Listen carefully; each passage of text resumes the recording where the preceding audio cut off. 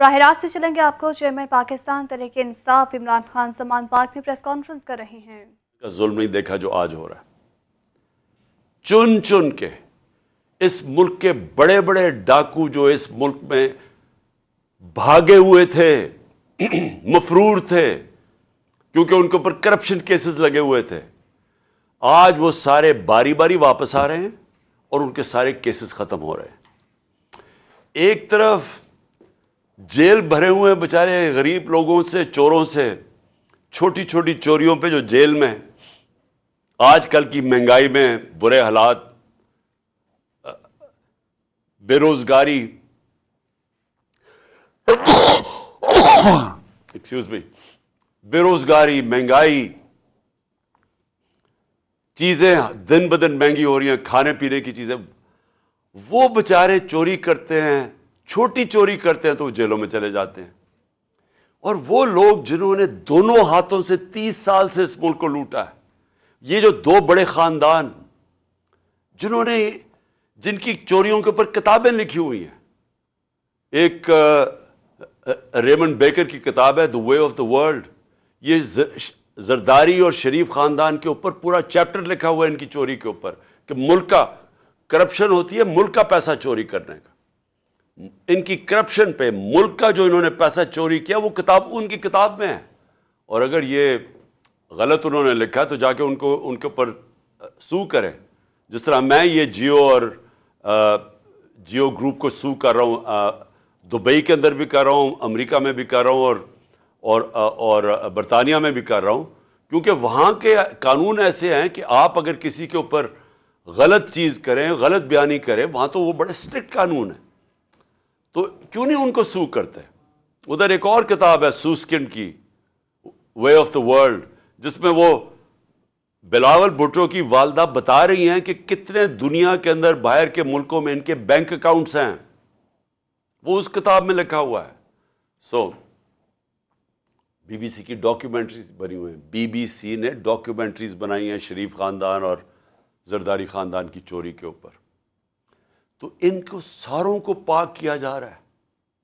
N R O 2 دے کے، N R O general Musharraf نے دیا تھا، 4 گنا پاکستان کے قرضے بڑے تھے این آر او 1 کے بعد، لوٹ مار ہوئی تھی، ہم نے اٹھایا تھا وہ بینکرپٹ ملک جو 2018 کو ہمیں ملا تھا، کہ جب دیوالیہ نکلا ہوا تھا، اور یہ اب N R O 2 general Bajwa نے دیا ان کو، کہ یہ اب آئے ہیں سارے پاک ہو کے، اور آہستہ آہستہ ان کے سارے کرپشن کیسز ختم ہو رہے ہیں، اور ایک ایک یعنی قانون بنائے ہیں انہوں نے نیب امینڈمنٹس میں کہ ایک ایک کی کرپشن معاف ہو رہی ہے۔ اور افسوس کی بات یہ ہے کہ سلمان شہباز واپس آتا ہے، ہار پہنائے جاتے ہیں اس کو، اور اس کے بعد وہ پوری پریس کانفرنس کرتا ہے کہ کتنا ظلم ہو گیا سلمان شہباز سے۔ پہلے تو یہ بتاؤ سلمان شہباز کہ آپ کی رمضان شوگر مل کے اندر نوکروں کے پاس 16 ارب روپے، 1600 کروڑ روپیہ کیسے ان کے بینک اکاؤنٹس میں آ گیا تھا؟ پھر اگلا جواب دو کہ 4 وہ مارے گئے ہیں، 4 آپ کے گواہ ہارٹ اٹیک سے مرے ہیں، اور جو انویسٹیگیٹ کر رہا تھا ڈاکٹر رضوان وہ بھی ہارٹ اٹیک سے مرا ہے۔ ایک نیٹ فلکس کے اوپر پروگرام دیکھ لیں، اس میں بتایا گیا ہے کہ یہ کیسے ایک نرس نے کتنے لوگوں کا قتل ان کو مارا تھا جو ہاسپٹل میں تھے۔ کیسے مارا تھا؟ وہ صرف انسولین انجیکٹ کرتے تھے ان کے اندر، انسولین انجیکٹ کرتے تھے اور اس سے ہارٹ اٹیک ہو جاتا تھا اور پتہ بھی نہیں چلتا تھا۔ تو کبھی کسی نے کوشش تو کرے کہ ایک دم یہ سارے لوگوں کو ہارٹ اٹیک کیسے ہو گئے، اور جب وہ مر گئے سارے تو یہ واپس آ گئے، اور واپس آ کے کہتے ہیں جی بہت بڑا یہ بے قصور آدمی ہے۔ اس کے علاوہ اسحاق ڈار بھی صاف ہو گیا۔ اسحاق ڈار نے $5 ملین کا، جب نیب نے پوچھا کہ جناب اپنے بچوں کو $5 ملین بھیجے، کدھر سے آیا پیسہ؟ کہتا جی دبئی کے شیخ نے میں نے اس کا یہ کام کیا تھا، اس نے دیا۔ انہوں نے کہا اچھا جناب رسید بتا دیں کہ کس نے پیسہ دیا ہے۔ جیسے انہوں نے رسید مانگی، پرائم منسٹر کے جہاز میں بیٹھ کے ملک سے باہر بھاگ گیا۔ اور یہ شریف خاندان کا یہ جو بڑے بڑے انکشاف ہوا تھا ان کی ایون فیلڈز اپارٹمنٹ، یہ جو مے فیئر کے اندر ان کے چار چار سب سے لندن کے مہنگے علاقے میں جدھر یہ رہتے ہیں، تو آج تک ایک نہیں چیز بتا سکے کہ پیسہ سورس آف انکم کدھر سے آئی تھی. اور اسی طرح مجھے افسوس سے کہنا پڑتا ہے کہ آج آصف زرداری کی بہن، وہ سارے اگر سندھ کے اندر جا کے پوچھ لیں کہ وہ جدھر بھی کٹ آتا ہے وہ کدھر جاتا ہے، وہ زرداری مافیا کے پاس جاتا ہے. تو وہ بھی معاف ہو گیا، زرداری بھی معاف، تو یہ سب بچ جائیں گے آپ. اور میں یہ اپنی قوم کو یہ آج بتانا چاہتا ہوں کہ میں آپ سے نہیں 26 سال سے یہ چیزیں کہہ رہا تھا. 26 سال سے میں کہتا جا رہا تھا کہ کیونکہ پاکستان میں قانون کی حکمرانی نہیں ہے اس لیے کرپشن ہے، کیونکہ قانون کی حکمرانی نہیں ہے اس لیے قبضہ گروپ ہے. کیوں نہیں امریکہ میں قبضہ گروپ؟ کیوں نہیں یورپ میں قبضہ گروپ؟ کیوں نہیں لندن میں کسی کے جو بیچارے آپ کے پاکستانی محنت کرتے ہیں ان کی زمینوں پہ کیوں نہیں قبضے ہوتے؟ پاکستان میں آتے ہیں تو کیوں ہوتے ہیں؟ کیونکہ یہاں طاقت کی حکمرانی ہے. اور یہ ہے جنگ ہماری قوم کے لیے. نوجوانوں، یہ جنگ ہم لڑ رہے ہیں، انصاف کی تحریک. اب میں دوسرے پہلو پہ آتا ہوں، معیشت کے اوپر. میں نے اس کو پچھلے 2 دن بھی بات کی ہے. میں صرف یہ پھر سے اپنی قوم کو آج کہنا چاہتا ہوں کہ کوئی بھی معیشت کو سمجھتا ہے، سب سے پہلا اصول معیشت کا کیا ہے؟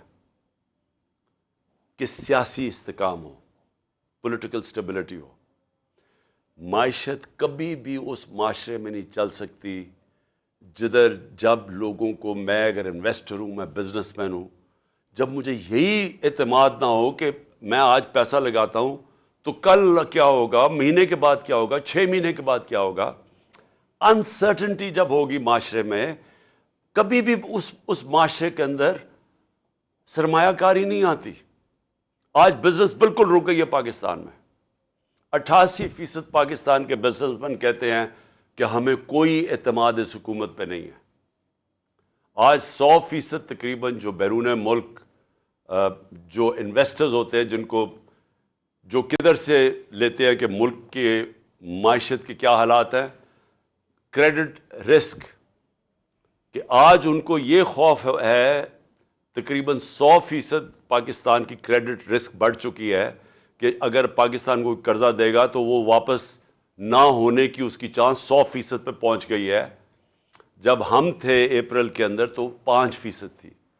تو یہ جب سے یہ آئے ہیں تو کسی کو نہ باہر نہ اندر اعتماد ہے پاکستان کی اکانومی پر. لہذا اکانومی سکڑتی جا رہی ہے، گروتھ ریٹ نیچے جا رہی ہے. 6% پہ ہم چھوڑ کے گئے تھے، آج 0 پہ پہنچ گئی ہے. اس کا مطلب بے روزگاری بڑھتی جا رہی ہے. اس کا مطلب کہ فیکٹریاں جو بند ہوتی جا رہی ہیں اور جو بے روزگار لوگ نکل رہے ہیں. ایک طرف مہنگائی ہے، دوسری طرف بے روزگاری ہے. کیسے لوگ تنخواہ دار لوگ کیسے گزارا کریں گے آج؟ اوپر سے کسان علیحدہ رو رہا ہے، بجلی کے بل اسمانوں پہ ہیں، ڈیزل کی قیمت جو ہم 150 روپے لیٹر چھوڑ کے گئے تھے، آج عالمی منڈی میں تیل نیچے آ چکا ہے. ہمارے دور میں 115 سے لے کے 103 روپے $103 تھا. 115 سے $103 بیرل تھی انٹرنیشنل مارکیٹ میں. آج وہ $80 سے نیچے آ گئی ہے. لیکن ڈیزل کدھر ہے؟ پٹرول کدھر ہے؟ کیسے بجلی کی قیمت آج کدھر ہے؟ ہم 17-18 روپے یونٹ پہ چھوڑ کے گئے تھے، آج وہ 40 روپے سے اوپر چلا گیا. کس طرح لوگ پیسے دیں گے؟ کسان جس کے پاس پیسہ آیا تھا ہمارے دور میں، اس نے اپنی زمین پہ لگایا تھا، جس کی وجہ سے ریکارڈ پیداوار ہوئی تھی. 4 بڑی بڑی فصلوں کی ریکارڈ پیداوار ہوئی تھی. آج کسانوں سے پوچھے کیا حالات ہیں ان کے؟ کسان علیحدہ پسا ہوا ہے، بزنس مین علیحدہ پسا ہوا ہے، انڈسٹری ہماری بند ہو رہی ہے. سروسز، یہ جو آئی ٹی کے اندر ہم نے اتنے انسینٹیوز دیے تھے، ہماری 75% آئی ٹی ایکسپورٹس بڑھی تھی، ان کے انسینٹیوز انہوں نے واپس. تو سوال یہ ہے کہ اب ہم کدھر سے بڑھائیں گے اپنے قرضے واپس کرنے کے لیے؟ اگر ایک ملک کے اوپر قرضہ چڑھا ہوا ہے، گھر پہ قرضہ چڑھا ہوا ہے، تو وہ واپس کیسے کرتا ہے؟ آمدنی بڑھا کے. تو جب آمدنی سکڑتی جا رہی ہے تو قرضے ہم نے کیسے واپس کرنے ہیں؟ ہم کیسے جو ہماری آگے لائبلٹیز آ رہی ہیں ہم کیسے واپس کریں گے؟ ان کے پاس تو کوئی پلان نہیں ہے. آج ذرا صرف میں بتانا چاہتا ہوں تھوڑی سی قیمتیں جو عام آدمی کو آج افیکٹ کرتی ہیں. پیاز، لوگ کئی پیاز اور روٹی کھاتے ہیں.